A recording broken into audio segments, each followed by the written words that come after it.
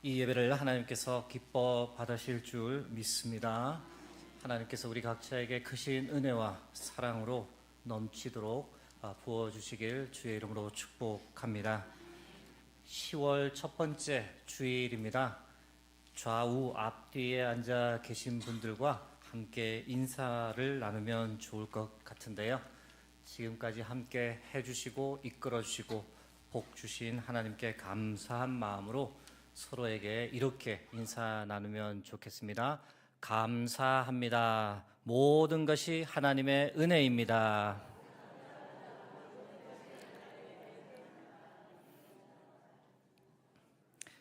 오랜만에 제가 찬양 한 곡을 소개하려고 합니다. 여러분 혹시 감사라는 찬양을 아시는지요? 송경민 목사님이 작사 작곡한 감사라는 찬양이 있습니다. 가사가 이렇게 시작되는데요. 오늘 숨을 쉬는 것 감사, 나를 구원하신 것 감사, 내 뜻대로 안 돼도 주가 인도하신 것 모든 것 감사. 이 후반부 부분이 개인적으로 도전이 됩니다. 내 뜻대로 안 돼도 감사할 수 있는가? 정말 그렇게 할 수 있는가? 도전이 됩니다. 다음 가사는 더 도전이 되는 내용들이 있는데, 내게 주신 모든 것 감사, 때론 가져가심도 감사, 내게 고난 주셔서 주 뜻 알게 하신 것 모든 것 감사. 가져가셔도 감사하답니다. 우리가 원하는 것 주실 때야 당연히 감사할 수 있지만, 내가 사랑하는 것, 내가 좋아하는 것을 가져가실 때도 그때도 과연 감사할 수 있겠는가? 고난을 원하는 사람은 아무도 없음에도 불구하고 고난 주셨을 때도 그 또한 감사하다라고 고백할 수 있는 사람이 얼마나 될까? 참 도전이 됩니다. 다행히 다음 가사는 무난해 보입니다. 항상 주 안에 있음 감사, 참된 소망 주심도 감사, 나 같은 사람도 자녀 삼아 주신 것 모든 것 감사. 후렴은 이렇게 반복되는데, 주님 감사해요, 주님 감사해요. 내가 여기까지 온 것도 은혜입니다. 주님 감사해요, 주님 감사해요. 나를 사랑하신 주 사랑 감사합니다. 오늘 설교 초반부는 이 찬양을 우리가 함께 하나님께 드리면서 시작하면 좋겠는데요. 함께 감사의 마음을 가득 담아서 이 찬양 하나님께 드리겠습니다.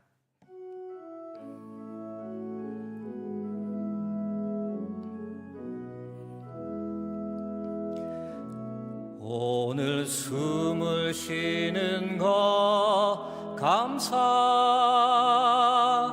나를 구원하신 것 감사, 내 뜻대로 안 돼도 주가 인도하신 것 모든 것 감사, 내게 주신 모든 것 감사, 때론 가져가심도 감사, 내게 고난 주셔서 주 뜻 알게 하신 것 모든 것 감사. 주님 감사해요, 주님 감사해요. 내가 여기까지 온 것도 은혜입니다. 주님 감사해요, 주님 감사해요. 나를 사랑하신 주 사랑 감사합니다. 항상 주 안에 있음 감사, 참된 소망 주심도 감사.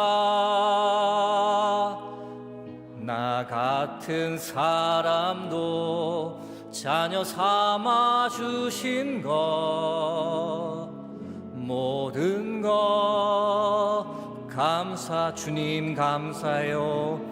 주님 감사해요. 주님 감사해요. 내가 여기까지 온 것도 은혜입니다. 주님 감사해요.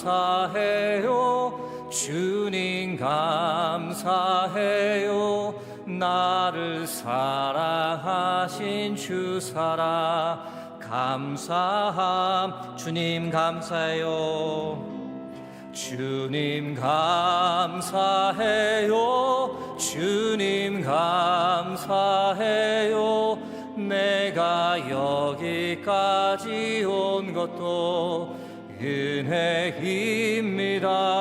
주님 감사해요. 주님 감사해요. 나를 사랑하신 주 살아 감사합니다. 나를 사랑하신 주 살아 감사합니다. 아멘. 모든 것이 주의 은혜인 줄 믿습니다. 추수감사주를 다음 주에 맞이하다 보니 미리 감사에 대한 마음을 나누면 좋겠다는 마음 주셔서 오늘 감사 찬양도 함께 드리고 감사하는 사람이란 제하에 여러분과 말씀을 나누고자 합니다. 여러분, 이런 두 자녀가 있다고 한번 가정해 보겠습니다. 한 자녀는 부모님에게 이거 해달라 저거 해달라 참 많은 요구를 합니다. 그런데 자신이 원하는 대로 부모님께서 들어주지 않으면 부모님께 짜증을 내고 온갖 떼를 쓰고 불평을 합니다. 반면 다른 한 자녀는 부모님께 참 감사하다는 말을 자주 합니다. 엄마 아빠 힘들 때면 어깨도 주물러 드리고 엄마 아빠 저는 괜찮아요. 부모님의 상황을 이해하고 생각하고 배려하는 말을 합니다. 여러분, 이 두 자녀 중 어느 쪽에 여러분의 마음이 더 가시겠습니까? 물론 부모로서 두 자녀 모두 사랑하고 두 자녀 모두 마음이 다 쓰입니다. 그럼에도 불구하고 어떤 자녀를 더 도와주고 싶은 마음이 솔직히 드십니까? 여러분, 하나님 아버지의 마음이라고 결코 다르지 않습니다. 여러분, 하나님께서도 감사하는 자녀에게 조금이라도 더 주시기 원하고 조금이라도 더 도와주시기 원하시는 그런 하늘 아버지이심을 믿으시기 바랍니다. 제가 이렇게까지 표현하고 싶은데 평소에 하나님께 늘 감사하는 사람은 하나님의 복을 비켜가고 싶어도 비켜갈 수 없습니다.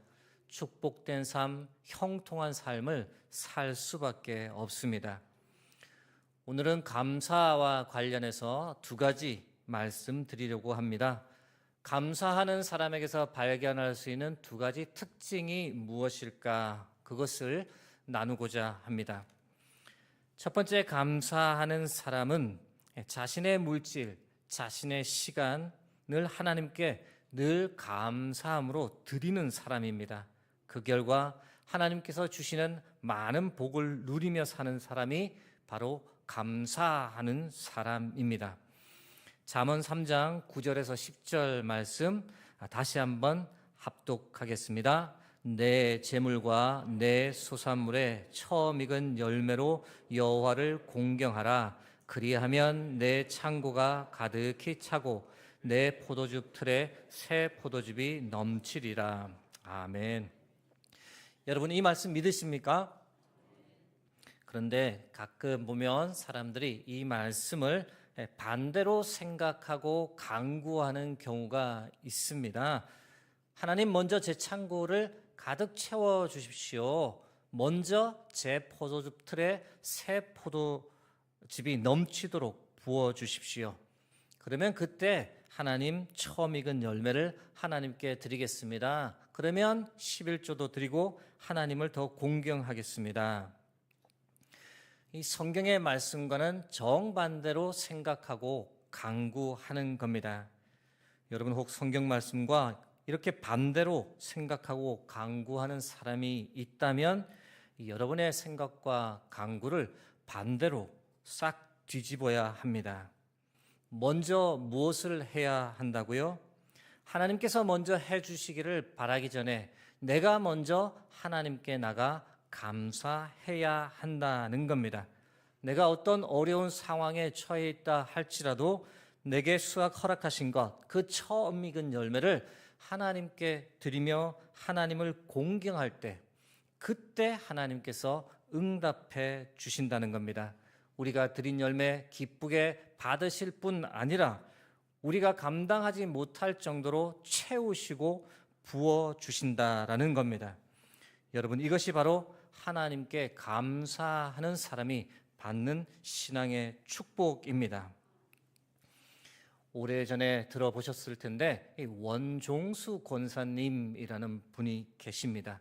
권사라고 하니 여성일 거라고 생각하지만 감리교에서는 남성들에게도 권사, 저희에게 비유하면 안수 집사직을 받을 수 있습니다. 이 원종수 권사님 참 대단한 간증인데요.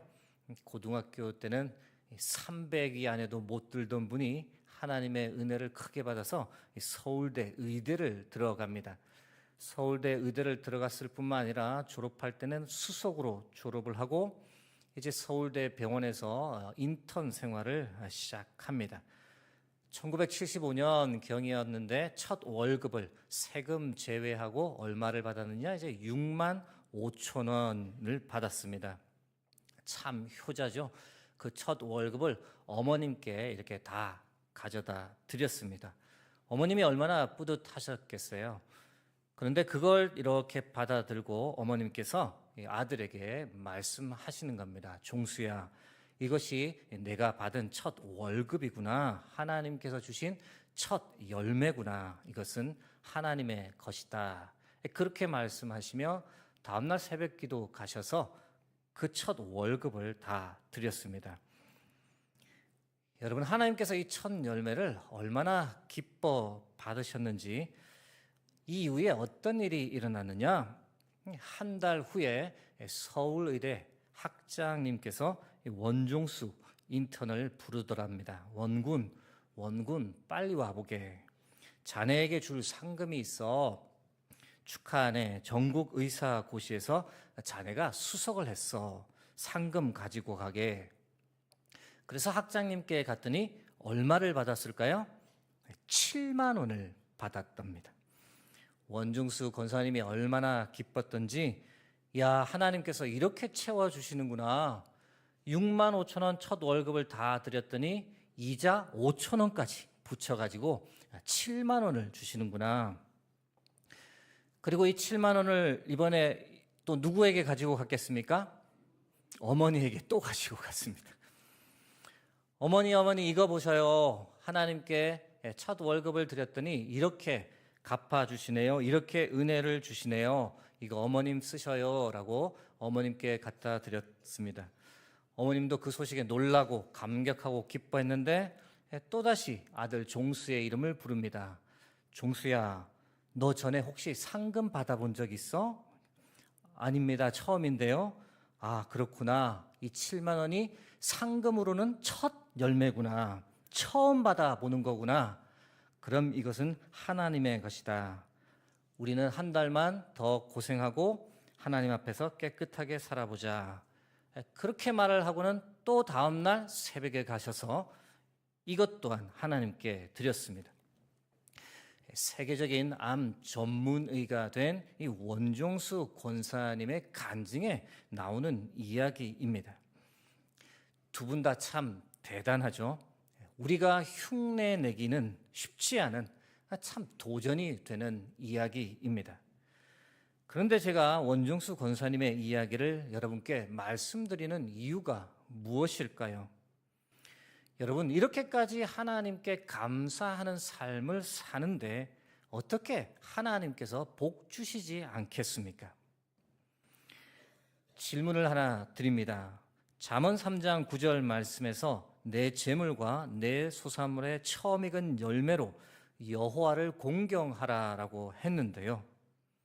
여러분, 하나님께서 우리가 수확한 이 첫 열매를 왜 원하실까요? 그것이 꼭 필요하시기 때문에 그 첫 열매를 우리에게 요구하시는 걸까요? 그렇지 않습니다. 모든 것을 소유하고 계신 하나님께는 그것이 굳이 필요하지 않습니다. 물론 하나님께 드릴 제사와 성전 제도를 유지하기 위해 필요하긴 하지만 우리 하나님 그것 굳이 필요하지 않습니다.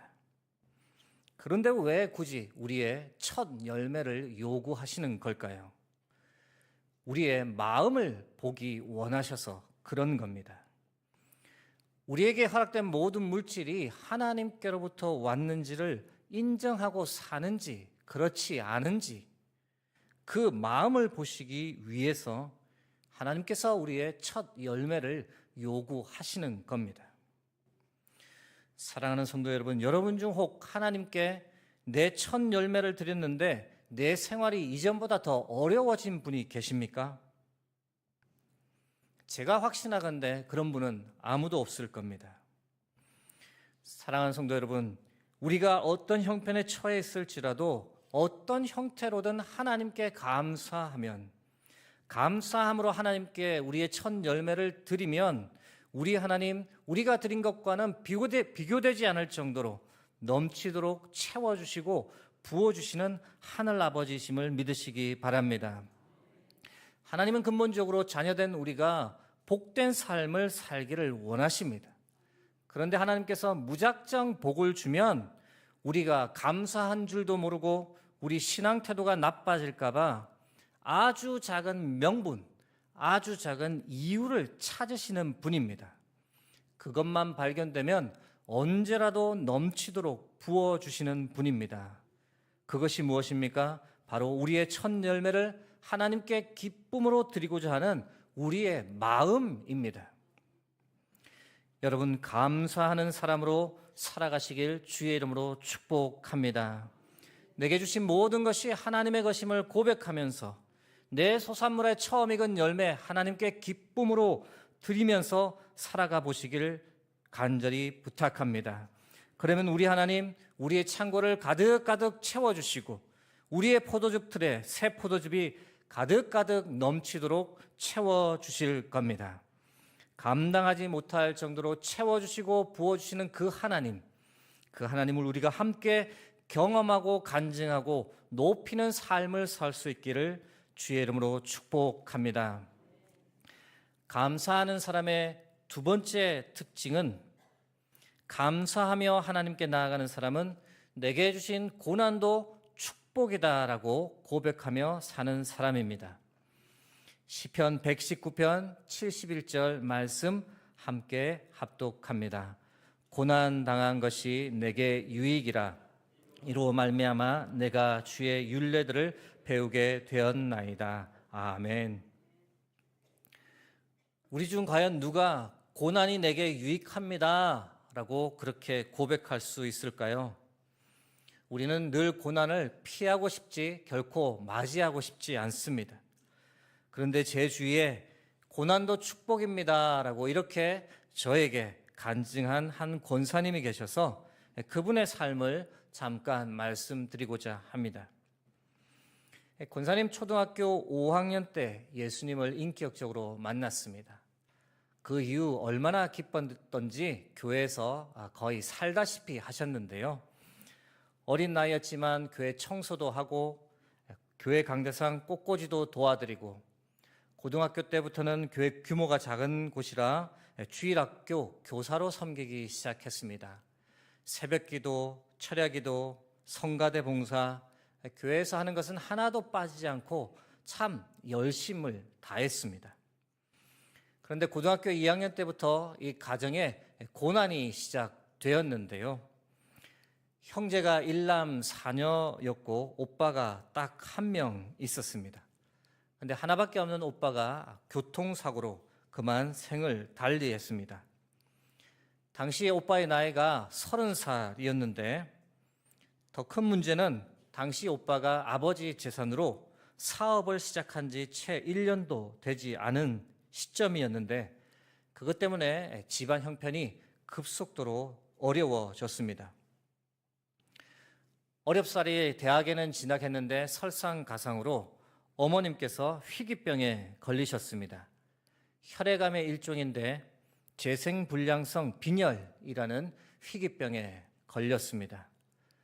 간호할 사람이 없으니 권사님께서 대학 공부하랴, 아르바이트하며 학비 벌랴, 어머니 간호하랴 정신없이 대학 시절을 보냈습니다. 어머니 병원비가 너무 많이 들다 보니 가산도 거의 탕진하게 되었는데 당시 어머니께 혈소판을 매일 공급해 드려야 했는데 혈소판 한 봉지 가격이 수십만 원대에 달했고 그 비용을 감당하기가 좀 버거웠습니다. 급기야 담당 의사 선생님이 돈이 없으면 혈소판 수혈할 사람을 구해오세요 라고 말해 이 권사님 대학 캠퍼스로 그리고 길거리로 다니면서 정신없이 도움을 호소했습니다. 혈소판 수혈 좀 해주세요. 우리 엄마 살려주세요.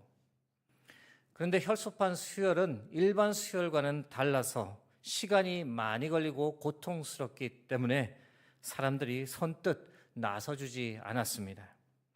어머님의 병은 점점 심해져 갔습니다.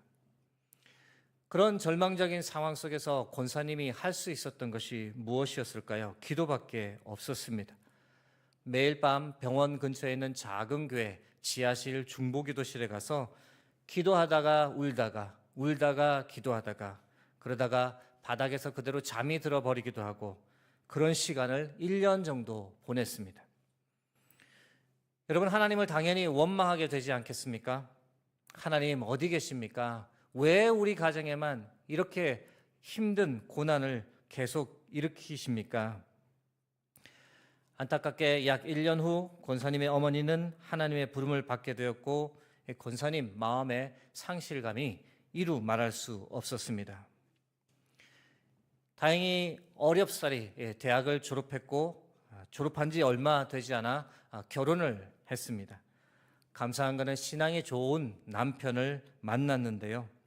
믿음의 가정에서 부모님의 기도를 잘 받은 그런 남편을 만나 행복한 결혼 초기를 보냈습니다. 그런데 그 행복도 잠시 다른 고난이 찾아왔는데 이번에는 시어머니께서 아프기 시작했습니다. 수술을 몇 차례 받았지만 회복되지를 않았고 이후 거의 20년 동안 병고로 힘들어 하셨습니다. 이번에도 권사님께서 시어머니를 돌보셔야 했는데 직장 생활하랴, 두 아이 키우랴, 저녁에는 시어머니 병간호하랴, 주말에는 시아버님 식사 챙겨드리랴 이런 생활을 거의 20년 정도 한 겁니다. 당연히 지치겠죠. 그 시간에도 새벽 기도를 부지런히 다니며 버텨보려고 했습니다. 하나님 주시는 위로와 힘을 가지고 어떻게든 버텨보려고 했지만 때로는 하나님을 향한 이 원망과 이 서러움이 가슴에서 훅훅 올라오는 것을 완전히 누를 수는 없었던 것이죠. 하나님, 제 주위의 친구들 보면 아무도 저처럼 이렇게 긴 시간, 고난의 시간을 겪고 있는 사람은 없습니다. 왜 저만 이런 겁니까? 제 나름대로 신앙생활 열심히 하려고 하는데 왜 이런 고난이 이렇게 길게 이어지는 겁니까? 이 고난의 끝이 있기는 한 건지요?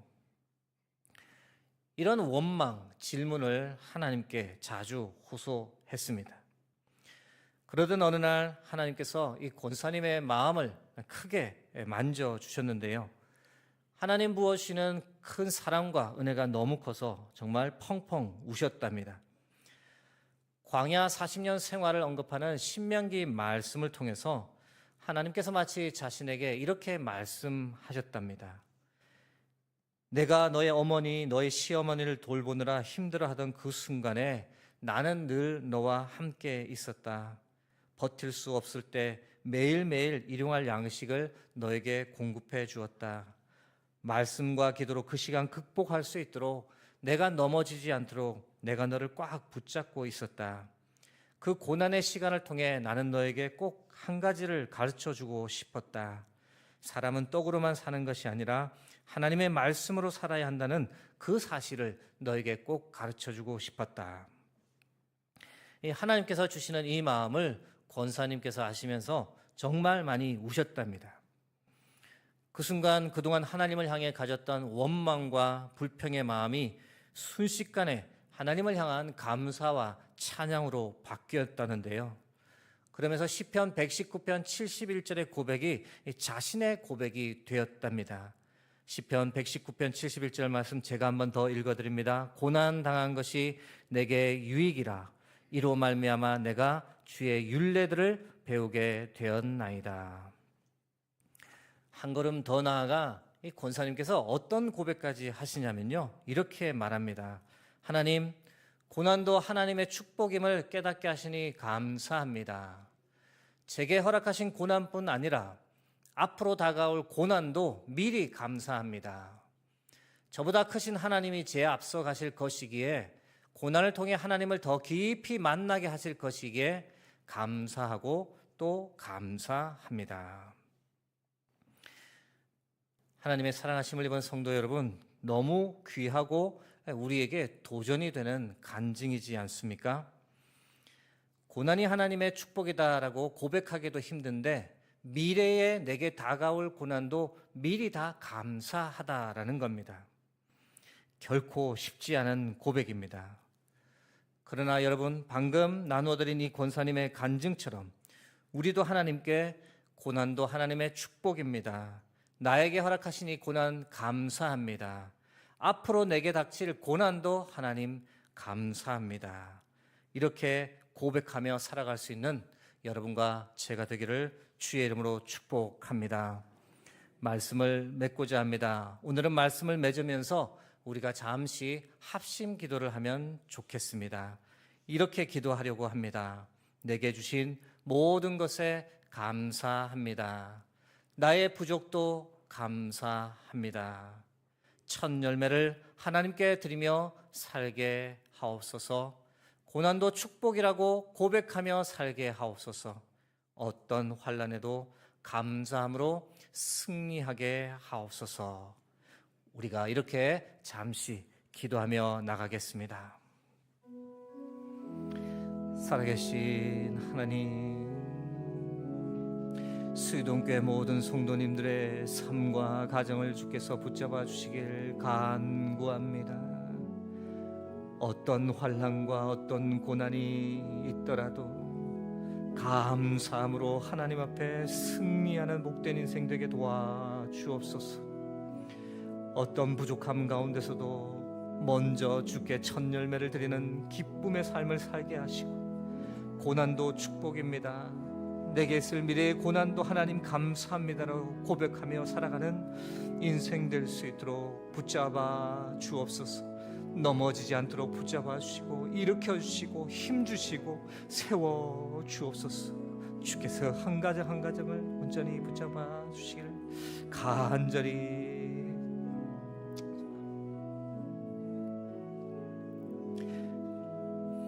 주님 감사해요.